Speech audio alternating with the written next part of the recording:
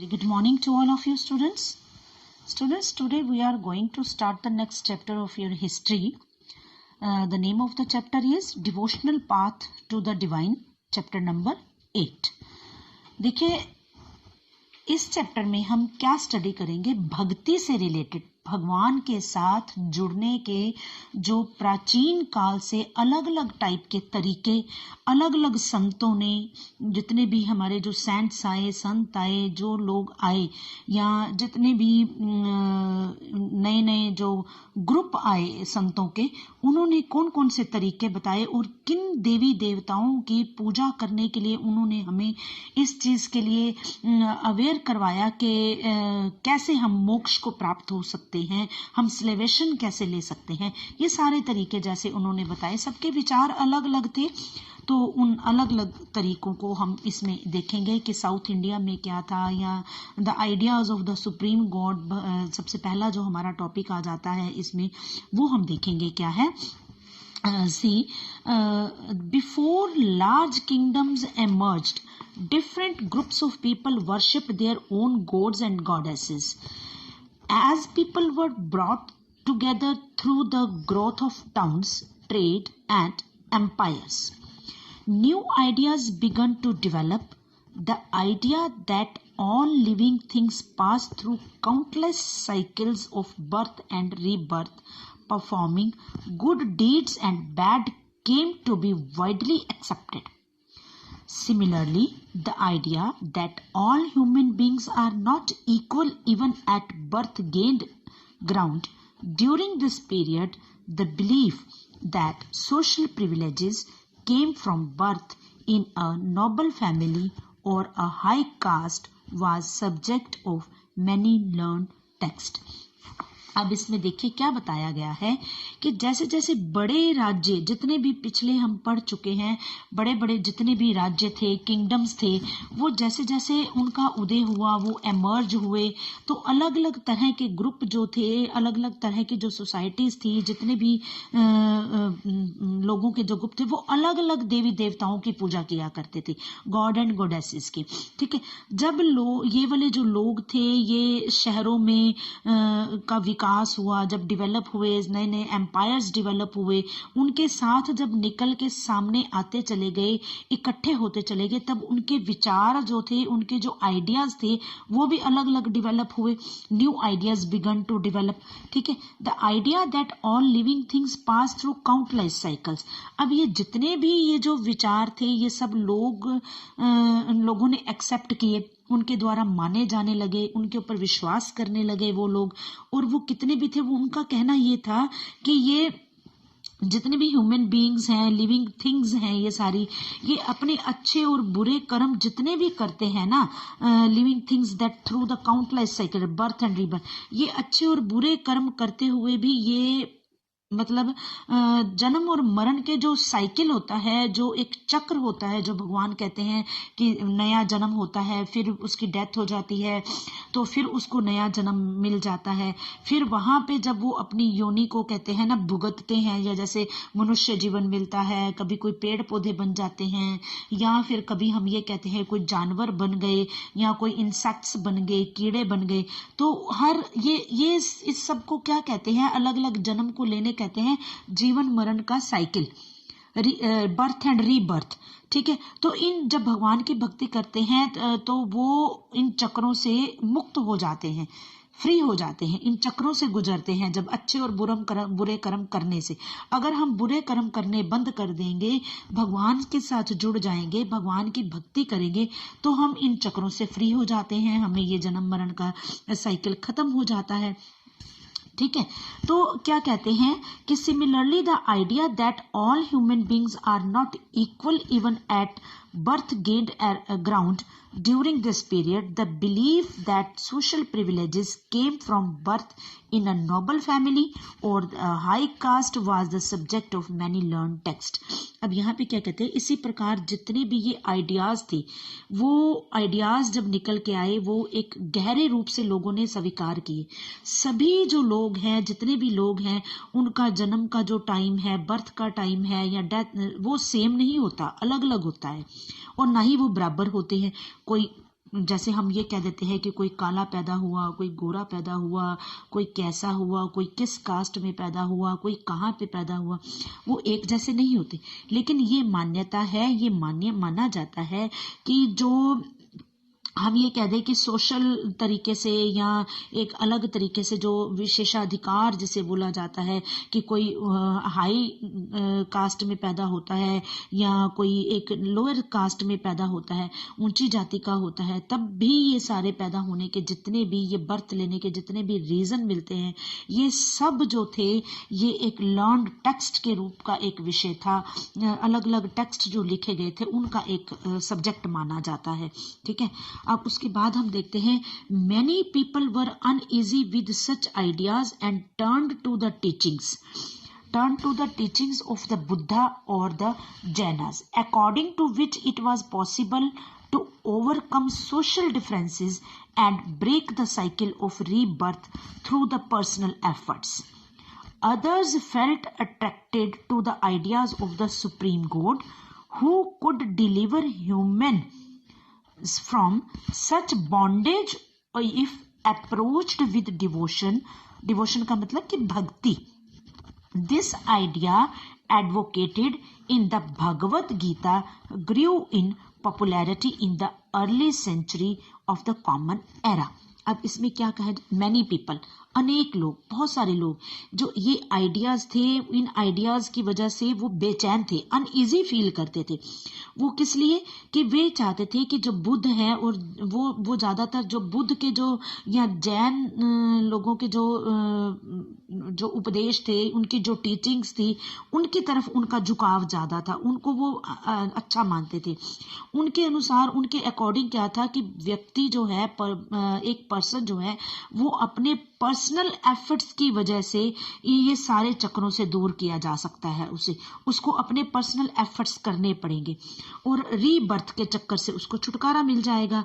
Rebirth होगा ही नहीं उसका जगह अगर वो खुद एफर्ट्स करेगा, वो तपस्या करेगा या मेडिटेशन करेगा, जो भी वो बुद्ध के और जैन के जो जैनी लोग जो हैं वो ये चीजें मानते हैं। लेकिन बाकी जो लोग थे वो क्या कहते थे, वो कहते थे कि ideas of the supreme God, वो भगवान के परमेश्वर की तरफ विचार करते थे, परमेश्वर की तरफ सोचते थे। वो कहते थे कि हम जब अगर भगवान की शरण में चले जाएंगे, भक्ति भाव से पूरी डिवोशन के साथ हम अगर भक्ति करेंगे, भगवान की शरण में चले जाएंगे, तो हमें इन बंधनों से मुक्ति मिल जाएगी, रीबर्थ नहीं होगा, हमारा जन्म मरण का साइकिल हमारा खत्म हो जाएगा। और वो किसका एग्जाम्पल देते थे कि भगवत गीता में, महाभगवत गीता में ये सारी चीजें जो हैं वो लिखी गई हैं, ये बताई गई हैं। ठीक है, और उसके बाद क्या होता था, उनका कहना था कि शिवा और विष्णु और दुर्गा, वो शिव और विष्णु और दुर्गा को वो अपने सुप्रीम गॉड मानते थे, देवी देवता मानते थे। Came to be worshipped through the elaborate rituals, अपने जो उनके रिचुअल्स थे उसमें देवी देवताओं की पूजा करते थे, इन देवी देवताओं की पूजा करते थे, शिव जी की, विष्णु की और दुर्गा की पूजा करते थे।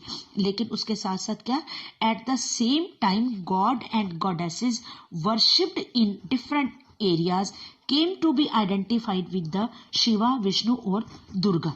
अब बाकी जो एरियाज थे, जो अलग अलग एरिया में जो अलग अलग देवी देवताओं की पूजा की जाती थी ना, कि किसी भी देवी देवता की पूजा की जाती थी, तो उन देवी देवताओं को ये विष्णु और शिव और दुर्गा के साथ आइडेंटिफाई करते थे। उन देवी देवताओं को शिव, विष्णु और दुर्गा मानते थे। ठीक है, in the process local myths and legends become a part of the Puranic stories and methods of worship recommended in the Puranas were introduced into the local cults. अब क्या होता था कि ये जो जितने भी ये जो लोकल मिथ्स थे ना, काल्पनिक स्टोरियां जो बनाई जाती थी, इमेजिन वाली स्टोरीज जो बनाई जाती थी, वो क्या था, वो become the part of the Puranic stories, वो पुराणों की स्टोरियां बन गई। पुराण जो हैं वो भी हमारे ग्रंथ हैं, जैसे वेद पुराण कहे जाते हैं ना, वैसे काल्पनिक स्टोरीज बन गई थी। ठीक है, और अलग अलग मेथड्स अपनाए जा रहे थे, वर्शिप के, पूजा के, भगवान की पूजा करने के रिकमेंडेड इन द पुरानों में जो ये मेथड्स दिखाए गए या उनको इंट्रोड्यूस करवाया गया इनटू लोकल कल्ट्स, जो लोकल जो पंथ धर्म बनाए जाते थे उनमें, eventually the Puranas also laid down that it was possible for the devotees to receive the grace of God regardless of their caste status. The idea of bhakti became so popular that even Buddhists and Jains adopted these ideas.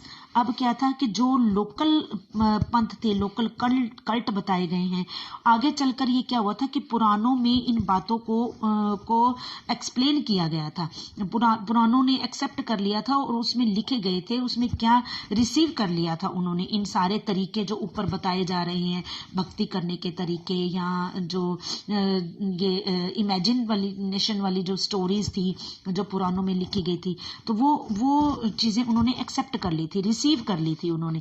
भक्त, उनके जो devotees हैं, जो भक्त हैं, वो चाहे किसी भी जाति से बिलोंग क्यों ना करते हों, अगर वो सच्ची भक्ति के साथ अपने भगवान की, ईश्वर की अगर पूजा करते हैं, उनकी पूजा करते हैं, भक्ति करते हैं, तो उनको उनकी कृपा प्राप्त होगी ही होगी भगवान की। उनका कहना ये था।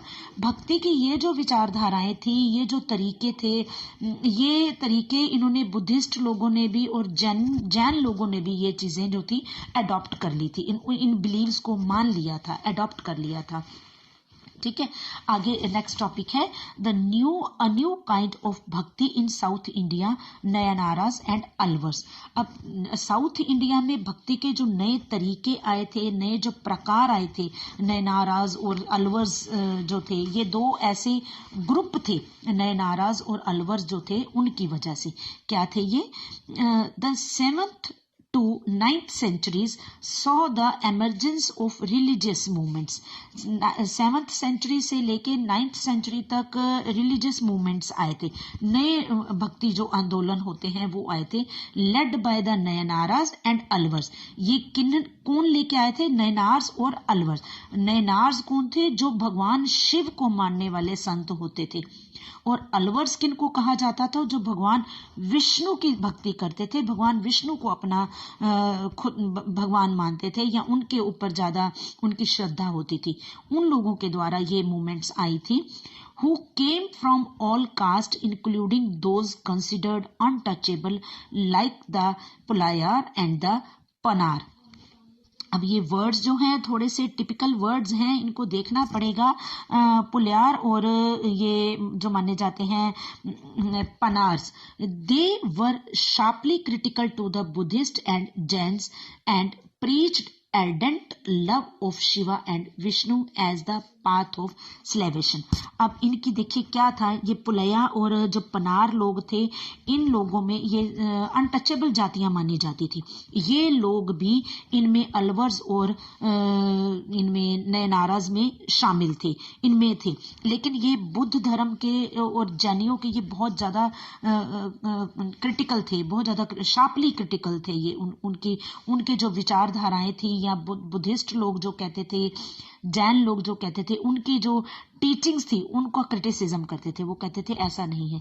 उनका कहना ये था कि मुक्ति का मार्ग लेने के लिए, स्लेवेशन लेने के लिए हमें भगवान विष्णु और भगवान शिव दोनों का ही रास्ता, दोनों की भक्ति का रास्ता हमें लेना पड़े, तभी हमें मोक्ष की प्राप्ति हो सकती है।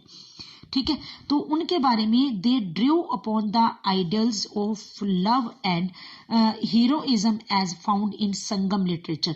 इनकी जो बातें हैं, इनके जो सब मिलते हैं, ये किस में मिलते हैं? संगम लिटरेचर, जो तमिल भाषा में लिखा गया था, तमिल लिटरेचर है, उसमें ये चीजें मिलती हैं, उसमें स्पेशली बताया गया इनके बारे में। And blended them with the values of भक्ति, और उसमें उन्होंने वैल्यूज ऑफ भक्ति यानी भक्ति की जो एक वैल्यूज हैं, इंपॉर्टेंस है, उसमें लिखी गई। ठीक है, the Nayanars and Alvars went from place to place composing exquisite poems in praise of the deities enshrined in the villages they visited and set them to music। अब ये जो नए, चाहे वो नयनारा थे या चाहे वो अलवर लोग थे। ये इनको क्या कहा जाता है कि घुमक्कड़ साधु संत थे, घूमने फिरने वाले, एक जगह से दूसरी जगह पे जाने वाले। ठीक है, एक जगह से दूसरी जगह पे घूम घूम के भगवान की भक्ति की जो प्रचार करना, प्रीचिंग्स करना, उनकी टीचिंग्स लोगों को देना। और वो क्या करते थे, सुंदर सुंदर बड़ी अच्छी अच्छी कविताएं गाया करते थे, पोएम्स गाया करते थे। और उन पोएम्स को फिर ये म्यूजिक में ला के भजनों के रूप में, जैसे हम आजकल कीर्तन करते हैं या हम कहीं कोई सत्संग होता है तो भजन गाए जाते हैं, साथ में तबला, ढोलक और हारमोनियम वगैरह बजा के जब म्यूजिक का उसको एक रूप दे दिया जाता है, उस टाइप से ये पोएम्स को एग्जीक्यूट करते थे और लोगों को सारा समझाते थे भक्ति के बारे में। ठीक है, आगे हम देखेंगे between the 10th to 12th centuries में क्या हुआ था। Between the 10th and 12th centuries, the Chola and Pandya kings built elaborate temples around many of the shrines visited by the Sant poets. अब जो ये चोला और पांड्या जो राजा लोग थे, इन्होंने बड़े अच्छे अच्छे बहुत सुंदर सुंदर जो टेम्पल्स थे वो ऐसी जगह पे, तीर्थ स्थानों पे बनाए थे जहाँ पे ये संत लोग, ये जो पोएट्स थे, ये वहाँ पे ज्यादा विजिट करते थे। जहाँ पे ये लोग जाते थे ना, वहाँ पे इन्होंने बड़े अच्छे सुंदर मंदिर बनवाए हुए थे। ठीक है, strengthening the link between the bhakti tradition and temple worship. किस लिए कि ताकि ये जो भक्ति की परंपरा है और मंदिर की पूजा है, मंदिर की में पूजा करने का तरीका और भक्ति की जो परंपरा है, ट्रेडिशन है, इनका आपस में लिंक बना रहे, बड़ा गहरा लिंक बना रहे। This was also the time when their poems were compiled. ये वो टाइम था जब इनकी पोएम्स को कंपाइल किया गया, यानी कि लिखा गया, संकलन, उनको बुक्स तैयार की गई। एक कविताओं की बुक्स जो होती है, भजनों की जो बुक्स होती है, संकलन उनके तैयार किए गए। बिसाइड्स हेजियोग्राफीज और religious biographies of the Alvars and the Nayanars were also composed. इनकी जो बायोग्राफीज लिखी गई थी उनको भी कंपोज किया गया था, अलवर्स और नयनाराज की। Today we use these text as the sources for writing histories for the bhakti tradition. हम भक्ति ट्रेडिशंस, ये जो हिस्ट्रीज हैं, ये पुरानी है, ये हमें जो मिलती हैं भक्ति ट्रेडिशन से रिलेटेड, हम आज इनको सोर्सेज, उन सोर्सेज के रूप में यूज करते हैं। पुराने जो ग्रंथ लिखे गए हैं या भजनों के जो बुक्स लिखी गई हैं, या बहुत सारी, जैसे मीराबाई की जो उन्होंने भजन गाए, कविताएं गाई, वो चीज़ें आज हम मिलते हैं। या रहीम है, तुलसीदास है, ये सारे जो थे, ये टाइम, उसी टाइम, उन्हीं एरियाज के, उसी टाइम के जो ये सारे थे ना, उस टाइम उन्होंने जो भजन लिखे थे, उनको, उनकी बुक्स तैयार की गई, तो वो सोर्सेज के रूप में हम आज ये चीजें हम यूज करते हैं। ठीक है, आगे देखते हैं बायोग्राफी एंड भक्ति। अब फिलॉसफी एंड भक्ति। फिलॉसफी एंड भक्ति में क्या था कि एक अलग से जो उस समय निकल के आए थे, जो भक्त निकल के आए थे, जो संत जिन्होंने जन्म लिया था एक अलग तरीके का, Shankara one of the most influential philosophers of India was born in Kerala in the 8th century. He was an advocate of Advaita, or the doctrine of the oneness of the individual soul and the supreme God, which is the ultimate reality. अब इनका ये केरला में पैदा होने वाले शंकर जो थे, ये इन्होंने जन्म लिया था। ये बहुत ही एक प्रभावशाली फिलोसोफर थे, इन्फ्लुएंशियल फिलोसोफर थे। ठीक है, ही वाज द एडवोकेट और अद्वैत, ये अद्वैतवाद के समर्थक थे। अद्वैतवाद होता है doctrine of the oneness of the individual soul. के अद्वैतवाद वाले कौन होते हैं? जो एक जीवात्मा के ऊपर, यानी इंडिविजुअल सोल, आत्मा के में विश्वास करने वाले, और सुप्रीम गॉड, भगवान, एक ही भगवान के ऊपर विश्वास करने वाले जो लोग होते हैं, उनको अद्वैतवाद लोग कहा जाता है, संत कहा जाता है। Which is the ultimate reality, और यही उनका जो कहने का है कि सुप्रीम गॉड ही एक सच है पूरे सृष्टि में। पूरे जो सृष्टि मानी जाती है, जो हमारा यूनिवर्स माना जाता है, कुछ भी कह लीजिए, कि भगवान जो है वो एक ही है और वही सारी एक ऐसी शक्ति है जो पूरी दुनिया को चला रहा है, पूरी सृष्टि को चला रहा है। ही टॉट दैट ब्राह्मण द ओनली और अल्टीमेट रियलिटी, वो ब्रह्मा को एक अल्टीमेट रियलिटी मानते हैं। Was formless and without any attributes, वो बिल्कुल निराकार है, निर्गुण है, निराकार, बिना आकार का भगवान जिसे कहा जाता है ना कि एक ओंकार जैसे हम बोलते हैं, ठीक है। He considered the world around us to be an illusion और maya and preached renunciation of the world and adoption of the path of knowledge and to understand the true nature of Brahman and attain salvation. अब उनका कहने का मतलब ये है कि जो शंकर ने ये कहा कि हमारे चारों तरफ का जो संसार है उसको झूठा माना गया है, मोह माया का जाल माना गया है, उनको समझाने का, सही तरीके का समझाने का जो उन्होंने तरीका बताया कि मोक्ष को, सलेवेशन को प्राप्त करने का तरीका क्या है कि हमें ज्ञान के मार्ग को लेना चाहिए, नॉलेज टू अंडरस्टैंड, हमें ज्ञान लेना चाहिए, सत्संग सुनने चाहिए, भगवान की शरण में जाना चाहिए, वही हमारा एक मुक्ति का द्वार है, हमारा मोक्ष का द्वार है। Ramanuja, born in Tamil Nadu in the 11th century, was deeply influenced by the Alvars. जो रामानुज थे वो तमिलनाडु में 11th century में पैदा हुए थे और वो अलवर्स से बहुत ज्यादा प्रभावित थे, ठीक है। अकॉर्डिंग, अलवर्स कौन थे? जो विष्णु भगवान के भक्त थे, विष्णु भगवान को मानने वाले जो भक्त थे वो अलवर्स थे। और नयनाराज कौन थे? वो नयनाराज जो थे वो शंकर भगवान को मानने वाले थे। According to him, the best means of attaining salvation was through intense devotion to Vishnu.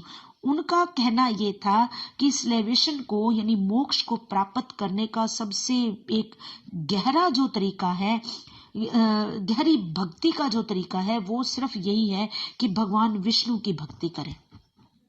वो भगवान विष्णु को ही सब कुछ मानते थे, तो वो कहते थे कि अगर जितनी ही हम भगवान विष्णु को अपने आप को सौंप देंगे, Vishnu in his grace helps the devotees to attain the bliss of union with him.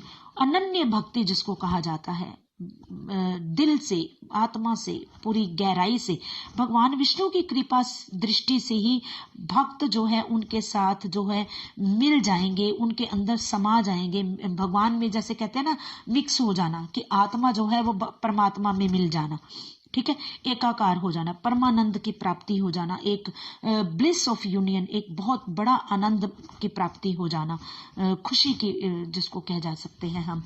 He propounded the doctrine of विशिष्ट अद्वैत और qualified oneness in that the soul even when united with the supreme God remained distinct. अब उनका कहना क्या था? विशिष्ट अद्वैत पद के सिद्धांत को मानते थे, जिसके विशिष्ट अद्वैत का मतलब यह होता है कि आत्मा परमात्मा से जुड़ने के बाद भी एक भक्ति की नई अलग अलग अपनी पावर को बना के रखती है। विशिष्ट अद्वैत का मतलब यह है कि जब आत्मा परमात्मा से मिल जाती है फिर भी उसकी शक्ति इतनी होती है, इतनी पावर होती है कि वो अपनी एक अलग सत्ता बना के रखती है, ठीक है। रामानुजा's doctrine greatly inspired the new strand of bhakti which developed in North India subsequently. Ramanuja के जो सिद्धांत थे, जो नीतियां थी उनकी भक्ति की, वो एक नई जो उनकी स्ट्रैंड था, एक नई जो तरीके थे, उससे ये नॉर्थ इंडिया में बहुत ज़्यादा डेवलप हुआ और नॉर्थ इंडिया के लोगों ने उनको एक्सेप्ट किया, अडॉप्ट किया, ठीक है। तो read these paragraphs and these topics very carefully again. You will find it very interesting.